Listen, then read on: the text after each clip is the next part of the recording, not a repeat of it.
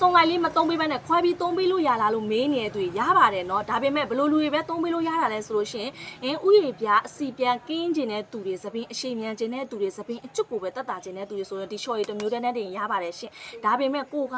ကျွတ်တဲ့နေရာမှာစံသားတစ်ကလေးတွေမြန်မြန်ဆန်ဆန်နဲ့ပြန်ပေါက်ရှင်နဲ့အစံသားအဖျားနှစ်ခွပြတာတိတာရောပါခြင်းနဲ့နက်မောင်တန်ဆွမ်းတဲ့စံသားလေးတွေကိုပိုင်ဆိုင်ခြင်းနဲ့ဆိုရင်တော့ဒီလိုအတွဲလိုက်လေးပို့ပြီးသုံးတာထိရောက်မှုမြန်ပါတယ်ရှင်ဒါကြောင့်ကိုကခေါင်းပြားမှာကြောက်တဲ့ထိသပင်းနဲ့အရန်အထွေးလိုက်ကျွတ်လွန်အားကြီးပြီးတော့ကိုယောဂတယ်လို့ထင်ရလောက်တဲ့အထိသပင်းလေးကျွတ်နေတဲ့သူတွေဆိုရှင်မဖြစ်မနေဒီရွှေကေတာအတွဲလေးကိုဒါတစ်ပတ်ကို2ကြိမ်ပုံမှန်သုံးပြီးတစ်လအတွင်းကိုသပင်းကျွတ်တက်တာအောင်တာမကဘူးကျွတ်တဲ့နေရာမှာစံသားတစ်ကလေးပြန်ပေါက်စေပြီးအုံထုရှိမြန်စေမှာလုံးဝအာမကန်လိုချင်တဲ့သူဆိုရင်လည်းတော်တော်စီမှာအမြန်ဆုံးဆက်သွယ်မိပြန်ပြီးမှာယူနိုင်ပါရဲ့နော်မြို့ပေါင်း300ကျော်လဲအင်အားငွေရှင်နဲ့ပို့ပေးပါသေးရဲ့ရှင်ဒီလိုတရွဲကိုမှမြန်မာငွေ23,800ပဲရှိပါတယ်နော်ဒီရွှေကေတာအတွဲလေးတွေက17လပိုင်းကြာရင်ဈေးတက်မှာဖြစ်တဲ့အတွက်ကြောင့်မို့ကိုကအခုလိုဈေးနဲ့လိုချင်နေဆိုရင်အခု10လပိုင်းကုန်အထိကိုရမှာဖြစ်တဲ့အတွက်ကြောင့်မြန်မြန်လက်သွင်းမရပါမယ်နော်